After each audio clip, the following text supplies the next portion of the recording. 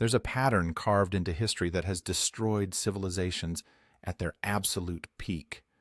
Not from invasion, not from military defeat, from internal rot so deep that by the time anyone noticed, collapse was already underway.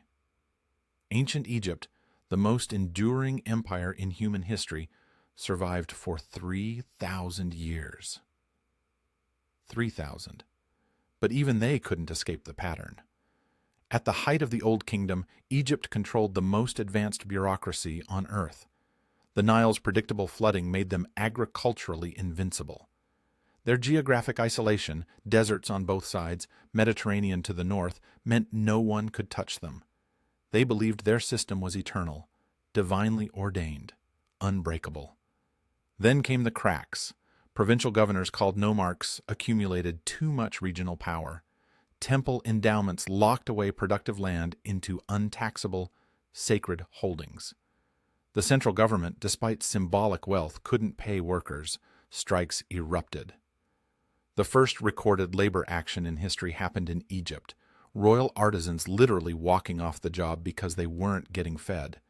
Within a century and a half, the unified Egyptian state fractured into the first intermediate period, 140 years of famine, civil war, and political chaos. The pattern wasn't unique to Egypt, it's structural. Civilizations collapse when internal extraction exceeds productive capacity, when elites prioritize personal gain over systemic maintenance, when debt and institutional paralysis prevent adaptation. And right now, in 2025, the United States is following that pattern stage by stage. Not metaphorically, structurally.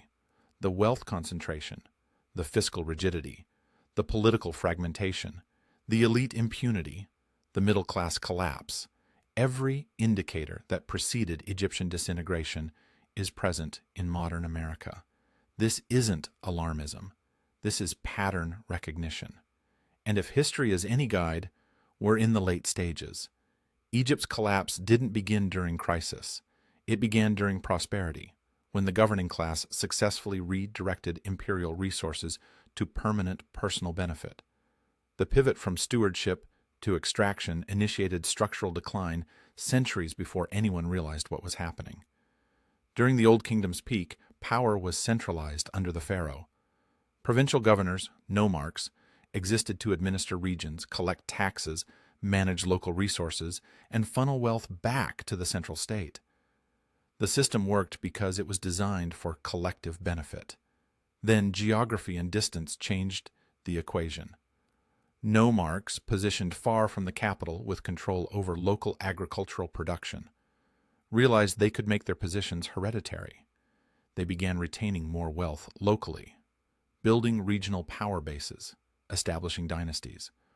Over 5 centuries, the balance shifted. Nomarchs grew inversely powerful to the centralized economy. What had been stewardship became extraction. The state weakened as regional elites strengthened. By the time of the first intermediate period, nomarchs openly challenged pharaonic authority, crippling the government's ability to manage the Nile floods, coordinate defense, or maintain order. The wealth didn't disappear. It just stopped flowing to the center. Tax revenues that should have funded irrigation projects, granaries, and military defense instead built provincial palaces and local power structures. The nomarchs weren't rebels. They operated within the system. They simply recognized that the system allowed them to redirect wealth permanently to themselves, and no mechanism existed to stop them. The United States mirrors this precisely, not through geography, but through sectoral extraction. The financial power elite, banks, private equity, hedge funds, have captured an ever-growing share of wealth generated by the broader economy. In 1980, the top 1% controlled 8% of national wealth. Today, 32%. Higher than pre-Depression levels, higher than France in 1789. By 2022, the wealthiest families held wealth 71 times greater than middle-class families. This isn't normal inequality. This is structural extraction at civilizational scale. The mechanism is financialization. Wealth increasingly derives not from production, but from financial manipulation. asset inflation, stock buybacks, debt instruments, derivatives. The productive economy stagnates while financial markets explode upward, detached from real economic activity. Upward mobility collapses. What was once temporary success, making money, gaining influence, becomes generational, self-perpetuating wealth insulated from productive contribution. The financial elite function exactly like nomarchs, draining resources from the central system while accumulating permanent power. And the extraction accelerates through policy capture. Financial institutions don't just accumulate wealth, they shape the rules governing wealth accumulation. Regulatory agencies staffed by former industry executives, tax codes written by lobbyists, bankruptcy laws favoring creditors over debtors. Every lever of policy gets calibrated to protect existing wealth concentration while preventing redistribution. Just like Egypt, this generates political instability. When the population perceives that elites act only in corrupt self-interest, when redistribution visibly flows upward, the social contract fractures. Populist movements erupt globally for exactly this reason. People see the system is rigged, and they're right. Civilizations reach advanced decline when political ideology supersedes fiscal reality, trapping the state in commitments it cannot afford. Egypt faced this through mortuary endowments, massive land holdings reserved perpetually for temples and the dead, ensuring the king's passage to the afterlife. These endowments were untaxable, unproductive, sacred. As endowments expanded, they created fiscal stagnation. The state's finances declined inversely to the growth of endowed assets. By the late New Kingdom, Egypt's symbolic wealth was immense. Temple storehouses theoretically full, but the central government couldn't access it. When economic shocks hit, the system couldn't respond. Royal artisans at Deir el-Medina, responsible for building tombs in the Valley of the Kings, went unpaid. The vizier, highest administrator in Egypt, couldn't procure sufficient wheat because temple holdings, though full, were fiscally unavailable. Workers staged sit-ins, rioting erupted. The rigidity killed the state's operational capacity. The ideology mattered more than reality. Religious conviction demanded that kings receive proper burial with perpetual temple support. Questioning this was heresy. So the endowments grew even as the operational state starved. Nobody could reform the system because reform would violate sacred principle. The commitment became a trap. The United States suffers an analogous structural insolvency, entitlement programs and debt. These aren't conspiracies. They're mandatory commitments growing faster than revenue. Government debt to GDP reached 124% in 2024. Debt held by the public exceeds 100% of GDP in 2025 and accelerates faster than economic growth. This isn't cyclical borrowing. This is structural. Interest payments alone approach $1 trillion annually, more than defense spending. We're borrowing to pay interest on previous borrowing. That's a debt spiral. And the programs driving it, Social Security, Medicare, Medicaid, are politically untouchable. They function exactly like Egyptian mortuary endowments, sacred commitments that drain productive capacity while resisting reform. Touch Social Security and you lose elections. Propose Medicare cuts and you're accused of killing grandparents. The programs aren't evaluated on fiscal sustainability. They're evaluated on ideological commitment to the promise. The promise matters more than the math. So the commitments grow, the debt accelerates, and the operational government, infrastructure, defense, research gets squeezed. Compounding this is corruption embedded within rigid systems. Just as Egyptian temple priests skimmed endowments, modern entitlement programs hemorrhage waste. The Government Accountability Office estimates improper payments, fraud, waste, mismanagement have totaled $1.9 trillion since 2003. In fiscal year 2020, over 21% of federal Medicaid spending was classified as improper. The systems designed for public good became mechanisms for private extraction. The corruption is institutionalized, echoing ancient accounts of priestly malfeasance involving theft, bribery, conspiracy. Fiscal decay leads inevitably to governance collapse. Resource scarcity exacerbates division, preventing the central authority from fulfilling basic mandates. In Egypt, decentralization coupled with environmental stressors, Nile failures, triggered subsistence crises. The socio-political consequence was profound: total collapse of political consensus and the breakdown of Mayat, the ancient concept encompassing justice, order, respect for tradition. When Mahat failed, central control evaporated. Fragmentation accelerated. Maat wasn't just philosophy, it was the operational principle holding Egyptian society together. It meant the pharaoh maintained cosmic order. Officials acted justly. Resources were distributed fairly. Tradition was honored. When people stopped believing in Mayat, when evidence showed elites violated it constantly, the glue dissolved. Local powers stopped deferring to central authority.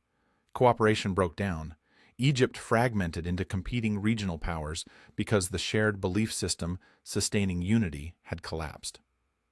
The American political system exhibits identical symptoms. Political gridlock imposes tangible economic harm. Legislative paralysis prevents addressing long-term structural issues: debt accumulation, infrastructure decay, fiscal imbalance. Comparative analysis shows that strengthening local political organizations in decentralized countries increases national fractionalization. This dynamic empowers modern nomarchs, state and local factions, to resist federal policy, making consensus impossible. The result is self-inflicted economic damage. Partisan budget fights delay critical projects. Trade policies like steel and aluminum tariffs increase infrastructure construction costs, killing projects before they start. This structural inability to act functions as a fiscal virus, continuously undermining the economy. When legislative delay becomes economically detrimental, institutional decay is advanced. We see this in government shutdowns over symbolic budget disputes, in infrastructure bills that take years to pass and get gutted in the process. In tax reform, that benefits the wealthy while deficits explode. In regulatory agencies captured by industries they're supposed to regulate, the government still exists. It still has nominal authority. But it can't accomplish basic functions because paralysis is built into the structure. The consequence is legitimacy crisis. When people observe their government cannot manage fundamental public goods or guarantee stability, distrust deepens. Moral decay of leadership leads directly to loss of confidence, which drains the state's fiscal capacity by undermining tax compliance motivation. People stop believing the system works for them, and when that happens, they stop supporting it. Trust in Congress sits at 15%. Trust in the Supreme Court is collapsing. Half the country believes elections are rigged. The other half believes January 6th was a coup attempt. Neither side accepts shared institutions as legitimate. That's not polarization. That's pre-collapse, fragmentation. When institutions lose legitimacy, when people believe the system cannot be reformed from within, they look for alternatives outside the system. And those alternatives rarely involve peaceful transitions. Institutional decay finalizes through moral failure of the highest leadership. When ruling strata prioritize personal ambition over state maintenance, it signals systemic corruption, accelerating legitimacy collapse. Ancient Egypt provides vivid accounts. High-level malfeasance surfaced during the New Kingdom's decline. The conspiracy against Ramesses III in 1157 BCE perfectly captures this. A secondary royal wife orchestrated a palace plot to advance her son over the designated heir. Ambition and jealousy within the most privileged stratum destabilized the core institution. Beyond the palace, the priesthood, ostensibly the moral backbone, was riddled with scandal. Theft of benefices, bribery of officials, conspiracy, murder. The pattern confirms that even well-structured societies collapse when leaders fundamentally undermine social contracts their authority rests upon. The people at the top, the ones who should be most invested in system stability, were actively destroying it for personal gain. They knew the risks. They understood that palace intrigue could destabilize succession, that priestly corruption could undermine religious authority, that self-dealing could fracture legitimacy. They did it anyway because personal benefit outweighed collective risk. The modern United States experienced its moral catastrophe following the 2008 financial crisis. The crisis revealed the true power structure, an American financial oligarchy that had captured strategic government positions, effectively giving finance a veto over policy. Public outrage peaked over bank bonuses subsidized by taxpayer bailouts. Elite detachment from the common good became undeniable. Analysts described it as a quiet coup, policy capture allowing the highest financial strata to operate outside rules imposed on others. The absence of accountability cemented the populist critique. Leaders of too-big-to-fail institutions faced no prosecution. Not one major executive went to prison. The banks that crashed the global economy, that required trillion-dollar bailouts, that evicted millions from homes, their leadership walked away wealthy and unpunished. Meanwhile, ordinary people lost jobs, homes, savings, retirement security. This systemic failure demonstrated that moral decay of leadership leads directly to confidence loss, draining fiscal capacity by undermining tax compliance motivation.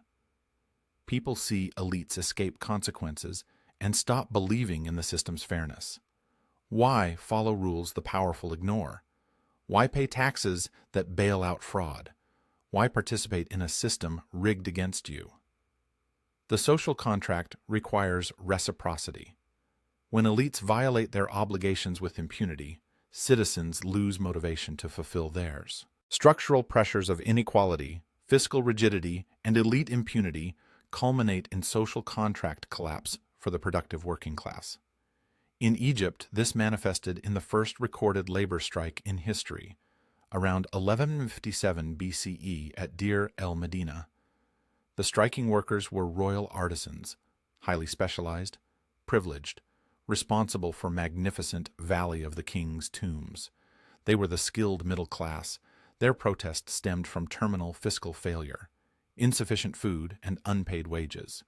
Workers staged sit-ins behind mortuary temples, articulating institutional abandonment with a simple, desperate complaint: "We are hungry." The state couldn't supply even its most critical, loyal workers. Economic collapse drove up food costs. High-level corruption and tomb robbery in Thebes erupted simply to pay for subsistence. These weren't slaves. These weren't expendable laborers. These were skilled craftsmen with government jobs, specialized training, privileged status. They should have been insulated from crisis, but the fiscal collapse was so complete that even they couldn't get paid, couldn't get fed. When your most essential, most loyal workers are forced to strike for basic survival, the system has failed terminally. The American middle class experienced parallel degradation since 2008.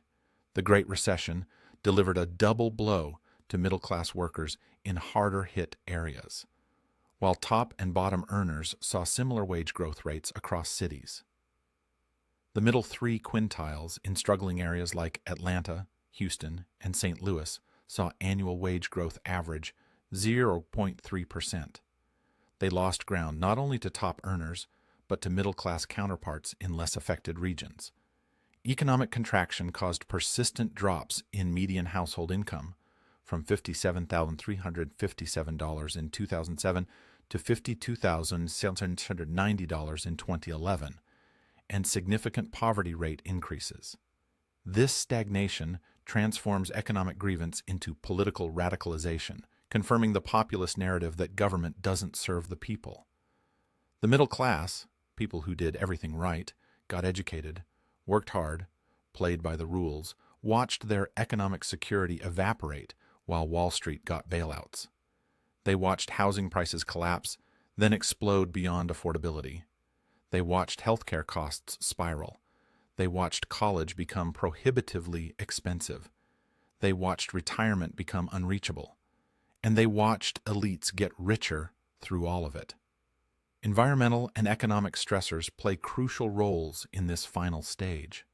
Scholars emphasize that environmental factors, like Nile failures, are rarely root causes of collapse, but triggers exposing vulnerabilities already created by elite extraction and institutional decay. For the United States, future climatic, pandemic, or geopolitical shocks will serve the same function, exposing extreme fragility engineered by debt dependence and political paralysis. Egypt's internal decay eventually invited foreign subjugation. Weakened military and political autonomy from centuries of decline led to invasions by Assyrians, Persians, culminating in Roman annexation. The inevitable consequence of internal systemic failure was loss of external sovereignty, marked by heavy taxation and forced tributes. Egypt didn't fall to one invasion. It fell to institutional inability to resist any invasion. The military still existed, the borders still existed, but the state couldn't mobilize resources, couldn't coordinate defense, couldn't unify regional powers against external threats. Internal fragmentation made them vulnerable to anyone willing to invade. And once invaded, the extractive pattern continued under foreign control, just with tribute flowing outward instead of to local elites. The modern United States, while militarily dominant, faces equivalent systemic vulnerability, information-driven systemic risk. Global financial system interconnectedness means collapse arrives not through armies, but through rapid, cascading confidence failure. Systemic risks include domino effects, feedback loops like fire sales depressing asset prices, and contagion effects like bank runs. The 2023 banking crisis demonstrated this. Triggered by an information run, problems in one institution instantaneously raised concerns about the entire system, causing global market rout. This instantaneous confidence collapse is the accelerated, financialized version of slow trade hegemony loss that plagued late Egypt. When confidence evaporates, everything unravels simultaneously. Banks fail, markets freeze, supply chains break, currency value plummets, government borrowing costs spike. The system built on trust disintegrates when trust disappears. And unlike military invasion you can see coming, systemic collapse happens at information speed, hours, not years. Modern financial systems are networked. One bank's failure threatens counterparties. Counterparty failures threaten their counterparties. Fire sales depress asset prices, forcing more institutions to sell, depressing prices further. Information spreads instantly.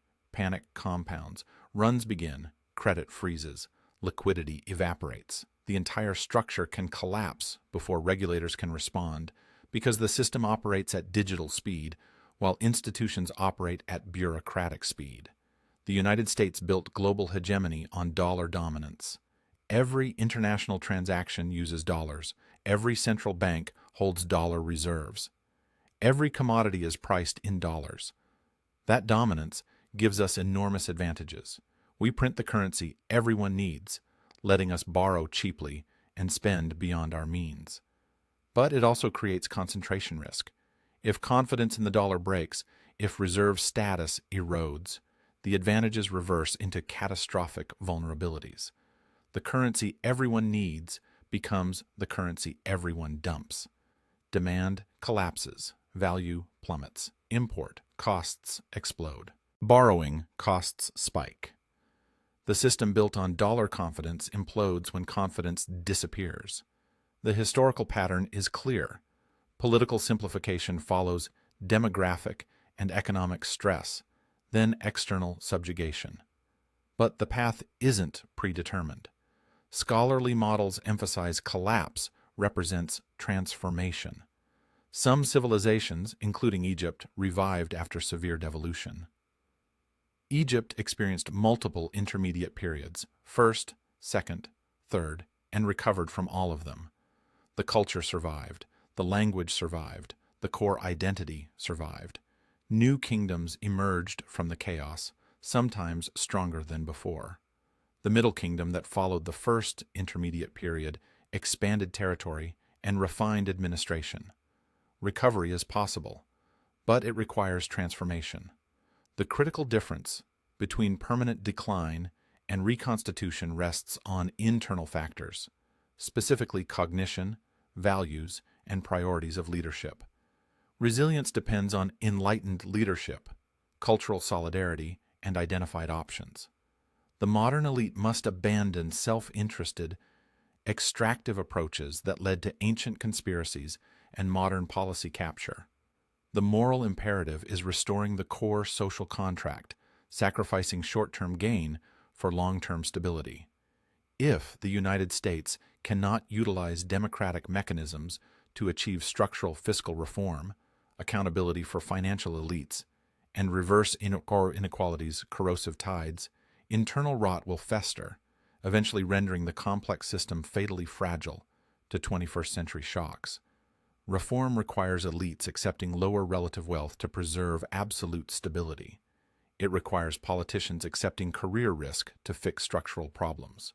It requires sacrifice of sacred cows, entitlement reform, tax reform, financial regulation.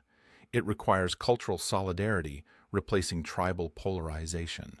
It requires institutional reform creating accountability instead of impunity. Egypt's lesson remains stark. The failure to reform from within is the ultimate invitation to collapse. We're not approaching the pattern, we're inside it. 5 stages complete. The mathematics of imperial decline doesn't care about exceptionalism. It doesn't care that we have technology, nuclear weapons, or the world's reserve currency. The pattern operated identically in Egypt, Rome, Spain, Britain, the Soviet Union. Different contexts, identical structural failures. The United States built its power on geographic advantages, organizational genius, and productive capacity, exactly like Egypt. And just like Egypt, we're watching that foundation erode from internal extraction we refuse to address. The nomarchs accumulate regional power while the center weakens. Sacred commitments drain fiscal capacity while the government can't respond to crises. Political fragmentation prevents action. Elites operate with impunity. The middle class breaks. Stage 6 is systemic risk, triggered by inevitable shock. When it comes, and it will come, the collapse won't be gradual. It'll be sudden, cascading, total. The currency that everyone needs becomes the currency everyone dumps. The debt that seemed manageable becomes unpayable overnight. The military stretched across the world becomes unsustainable. The promises once guaranteed by strength become empty words. The shock could be anything.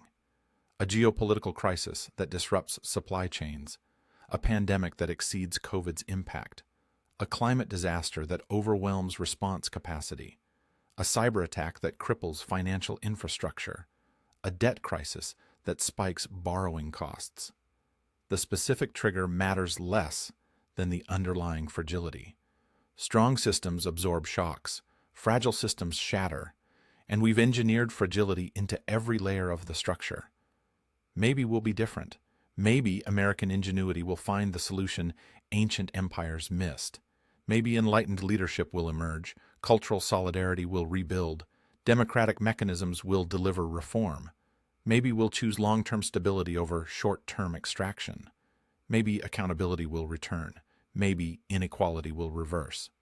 But the pattern says otherwise. The history says otherwise. And the warning signs aren't subtle anymore. They're everywhere. Every metric that preceded Egyptian collapse is present in modern America. The extraction, the rigidity, the fragmentation, the impunity, the breaking point. We're not heading toward the pattern. We're deep inside it, approaching the final stages. The difference between Egypt and the United States is speed. Egypt's decline took centuries. Modern systems operate faster, which means modern collapse will too.